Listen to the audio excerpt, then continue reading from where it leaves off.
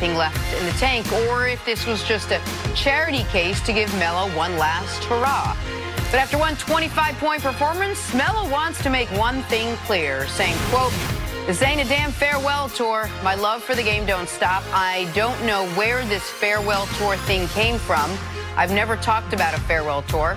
I know what I can do, and I believe in myself. And when a farewell tour comes, it comes. But ain't no retiring in my mind. I believe in what I have left."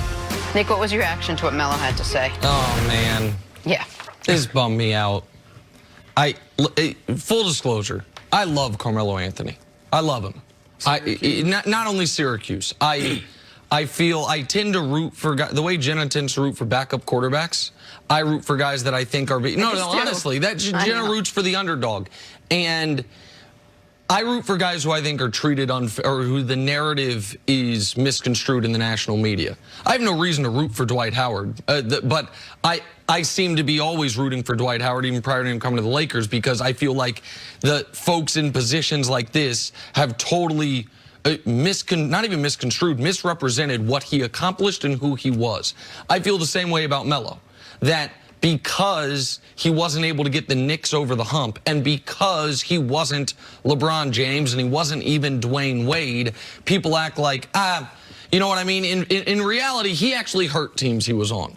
You know, the advanced analytics tell you that his inefficient, stop it. And so I want Carmelo Anthony to have a graceful exit to the league, because I think he deserves it. I think a player of his caliber deserves it. One of the best scorers of this era deserves it. No doubt. But the thing that has been the stumbling block for Melo ever since he left New York is being honest with himself, and maybe people around him being honest with him about, even for great players, what this phase of your career looks like if you are fortunate enough to have this phase of your career. Most guys never make it to year 17. Great players never make it to year 17. And so for Melo, after one great game, to start talking like, I'm about to show you guys I'm still Melo, that to me is going to lead to bad outcomes. If Dwight had bad outcomes on the court. Yes, on the court, because Dwight had a surprisingly effective start of the season with the Lakers. Right. And if he was like, see, I told you guys, the Dwight you thought you were getting 5 years ago in LA, you're getting now, I'd say all the alarms would be going off. Right. Because you have to understand where you are, who you are, and what your role is. And for Melo, that's tough. I thought a year in exile, an unfair year in exile, would have done him good mentally in that regard if he got this chance. This comment right here concerns me enormously, that he still thinks it's year 11. And it ain't year 11, it's year 17. Yeah, I tend to agree with you. And Jenna, you mentioned, was it a charity case when they signed him, or was it, you know, something else? It was neither. It wasn't a charity case, because they need him to come in there and help them. Obviously, they're struggling. But it also wasn't, okay, we got a big three with Melo, Damian Lillard, and C.J. McCollum.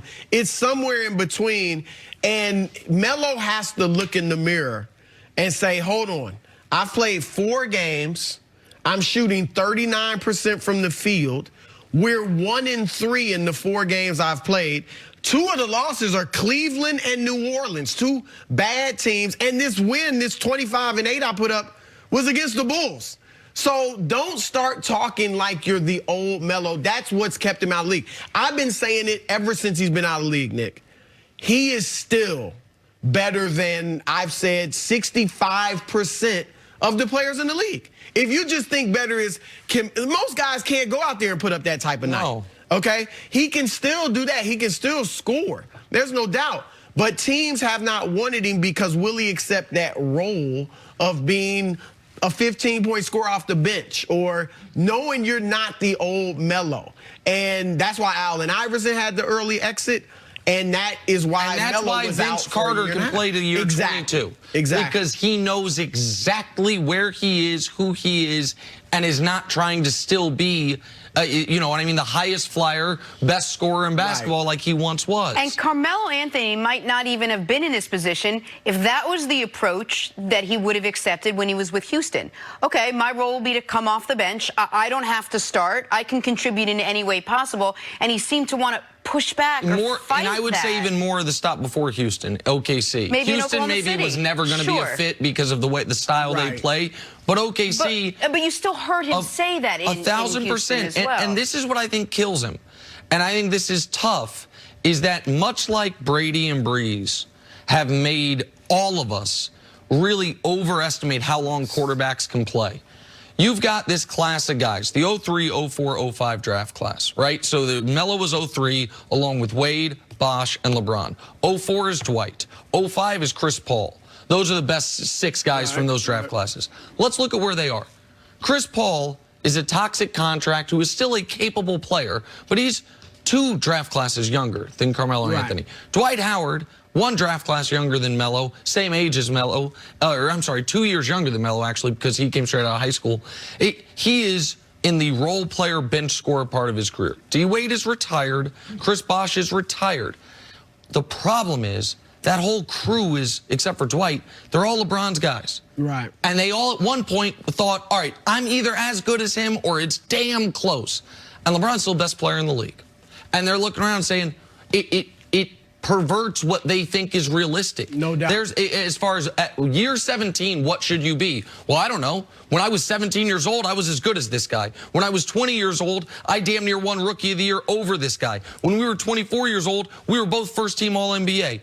He's a league MVP, and I'm not a 20-point per game scorer. Give me a break. I think LeBron still being LeBron, it affects what Melo thinks is realistic. I said this about Melo. Look, you had 16 years. He played longer than Magic, Bird, Michael Jordan. Yes. I mean, you've had a full Danny career. Ainge, probably. I mean, guys didn't play that long back in the day. Isaiah Thomas, so he's had a successful career. Look, I said it to begin with. If he averages 13 to 15 points for them and helps them get back in the playoff race, that's a good season. And people, that's the 15 points per game in year 17. That would be great. Here's the full list of guys who have ever done it. 15 points per game. Kobe, Dirk, Duncan, Kevin Garnett, Shaq, both Malones, Carl and Moses, Kareem, and LeBron's going to do it. Those are 9 of the greatest 25 players ever. I love Melo. He ain't no 25 greatest players ever. So 10 points per game, knowing his role on the team, to me would be a positive return in year 17. But you got to accept that role, and this comment to me concerns me that he's not ready to. Tom Brady accepts that he's in year, what, 20? Yeah, absolutely. He knows it. Coming up.